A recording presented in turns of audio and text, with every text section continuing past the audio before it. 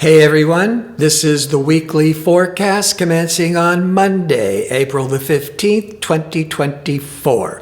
This is a big week astrologically. Thursday, Friday, Saturday, Sunday, there's one major planetary event after another. And of course, the granddaddy of all of them is expansive Jupiter aligning with liberating unpredictable Uranus. Happens about every 13 to 14 years. And this could be windfalls of opportunity and luck. But if it's forming a difficult angle in your chart, it could be some unexpected financial upsets. But there's more positive than stress. So before I start breaking all this down, if you enjoy these kinds of videos and would like to see more of them, click like and subscribe. And don't forget to click on the notification bell so you can receive the latest postings. And if you go into the description box underneath the video, you'll find direct links to book an astrology reading or sign up for my free daily message. All right, as I'm going through this week, we can't forget that Mercury is retrograde. It went retrograde April the 1st till April the 25th.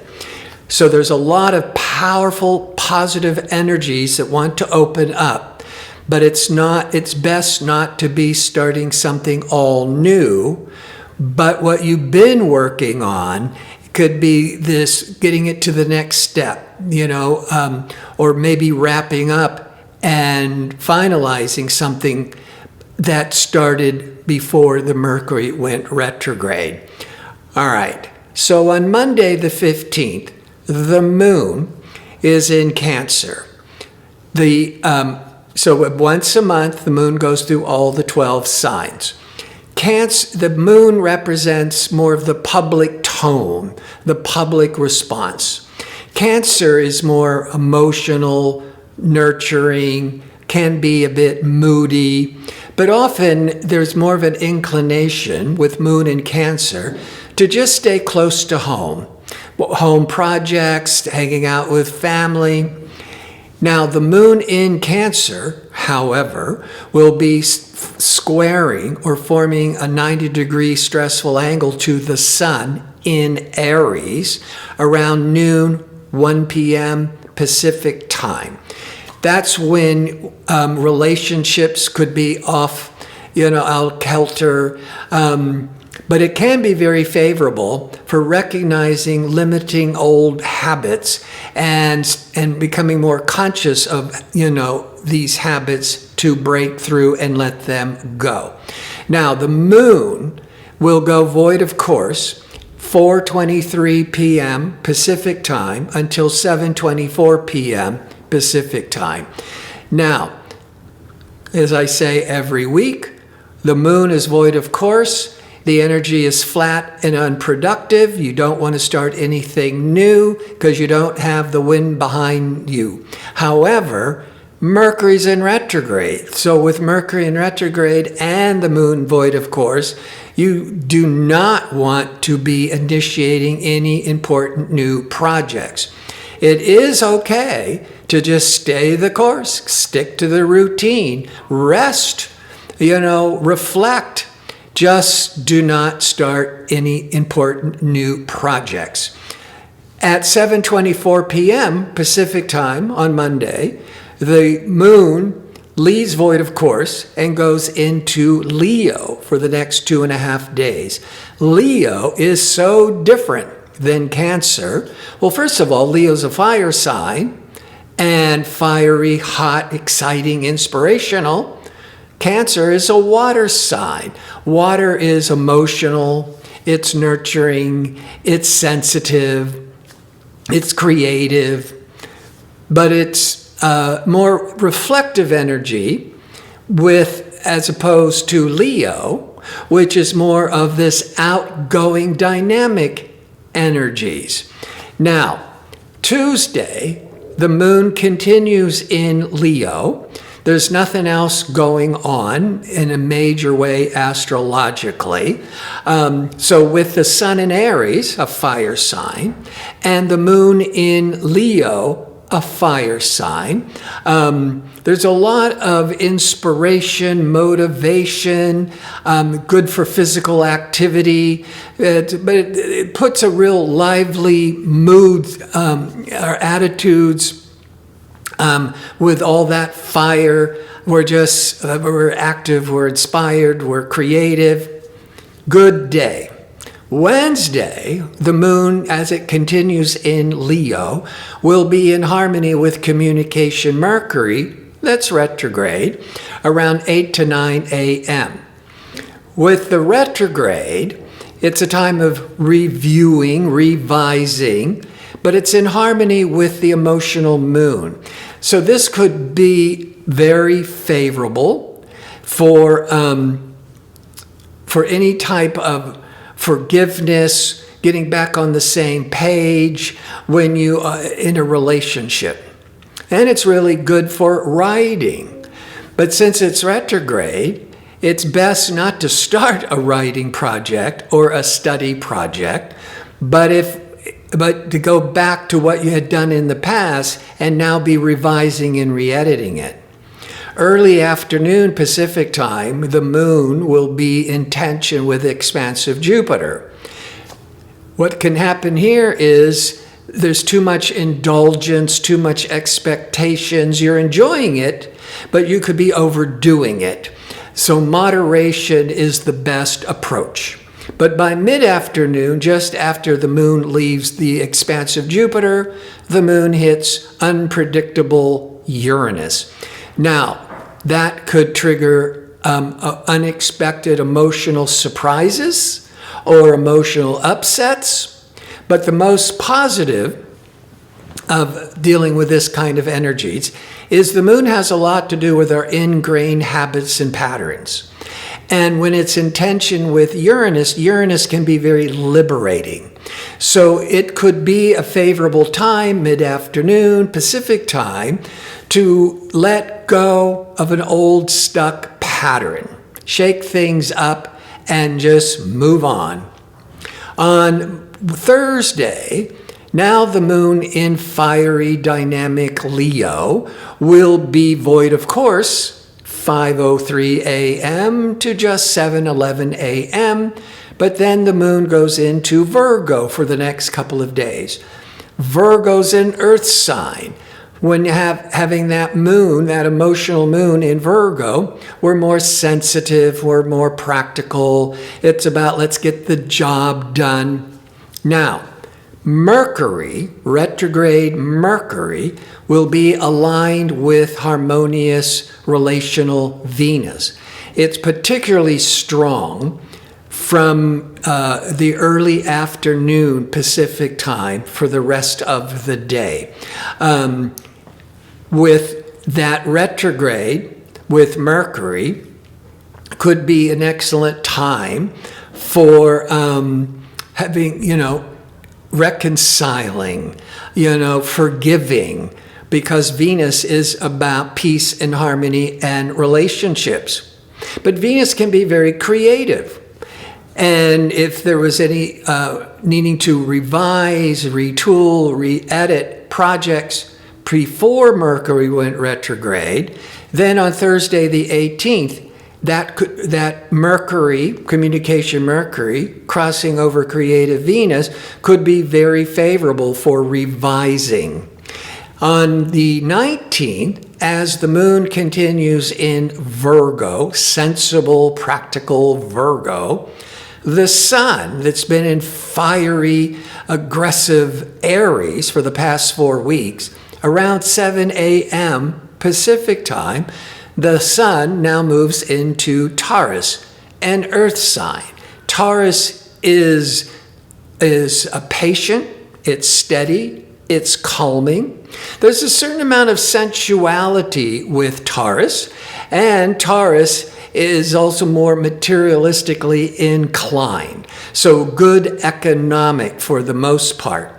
Now, to have the moon in earthy Virgo and the sun in earthy Taurus after 7 a.m., when the sun goes into Taurus, this can certainly be for the rest of Friday into Saturday, very favorable for practical matters, for business. But Mercury in retrograde, keep remembering that, don't start anything new, but you could be finishing up and accomplishing and solidifying something you've been working on, because Earth of Virgo and Taurus is very favorable with business. Also, Mars, assertive, ambitious Mars, will be in harmony with Jupiter and Uranus. Now, to the Jupiter, optimistic, expansive Jupiter, it's more the first half of the day where it's the strongest. And then some 5-6 hours later, then the Mars starts to be stronger with Uranus. Now, Mars wants to initiate all kinds of new projects, but Mercury's in retrograde. So this could be much more favorable for wrapping up or figuring out a missing puzzle piece and then revising, realtering, and moving ahead. That Mars-Uranus could be very favorable for new technologies, but not starting something new. On Saturday, the moon continues in work-oriented, service-oriented Virgo and will be excellent with the Jupiter and Uranus alignment, because Jupiter and Taurus is aligning in Taurus, an earth sign, very favorable with the moon in Virgo. But that very favorable energy is more around 3, 4, 5 a.m. Pacific time. So if you're on the west coast of the United States, you're probably sleeping, maybe not. But for the rest of the world, this can be some really positive energies, because the Jupiter, every 13 to 14 years, aligns with Uranus in Taurus. If you Jupiter brings opportunity in luck and optimism. When it's aligned with Uranus, it's all this breakthrough, innovative energies. For the world at large, there might be technological breakthroughs, medical advancements, new inventions. But for the individual, in the positive, this could bring in some unexpected windfalls of money, a new job, great new opportunities, maybe sudden travel, unexpected travel. That's also the Jupiter. Now, the Jupiter-Uranus alignment is at between 21 and 22 degrees of Taurus in Earth sign. If you have any planets within a couple of degrees of 21, 22 Taurus, or the other two Earth signs, which will flow very comfortably with it, of 21, 22 Capricorn or Virgo, that would be the best of windfalls of luck and opportunity and money. But also opposite, which would be Scorpio, if you have planets around 21, 22 degrees of Scorpio. Now, this Jupiter-Uranus can be a really big deal if it's impacting your chart favorably. But the peak of it, the mathematical peak of it, is Saturday, but you could be gaining these breakthrough opportunities maybe by the beginning of April, or even going into the middle of May. So it's not so like just those 24 hours, but expect a lot of out of the blue, exciting opportunities, especially if you're a Capricorn, Taurus, or Virgo. Now, the moon in Virgo will also go void, of course, at 5:20 p.m. Pacific time through 8:09 p.m., at which point the moon goes into Libra. Virgo is very work-oriented, very sensible, very practical. When the moon goes into Libra, Libra is much more cooperative, sociable, friendly, much more favorable creatively. And it's going into a Saturday evening. It's an ideal moon position for socializing. Even Libra's ruled by Venus, and that could be favorable for a little romance. If you meet somebody new and that Mercury's still retrograde, it's not necessarily, the kiss of death. But what you might be assuming about this person, maybe on a Saturday night going into sunny, that is turning you on, you may have to adapt and rethink, because you could find out later with Mercury going direct on the 25th, information that may or may not end the progress of that relationship. So on Sunday, with the moon in Libra, that there's more of this energy of cooperation, of peace, but really favorable for relationships and just socializing. But the sun in Aries will be, in Taurus, the sun in Taurus will form a 90-degree angle called a square to Pluto. So there's a day, that's also the sun, to Pluto. There could be some really compulsive, obsessive energies. Also, this could be intense power struggles, that's the Pluto, with authority figures or bosses or parents, that's the sun. But to take this really intense energy and have it work the most favorably for you, Pluto is about transformation.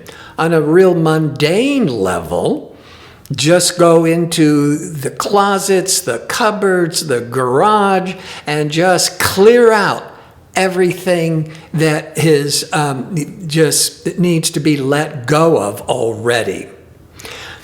On a deeper, more personal level, that Pluto rules the unconscious. It rules what's hidden, your inner psyche.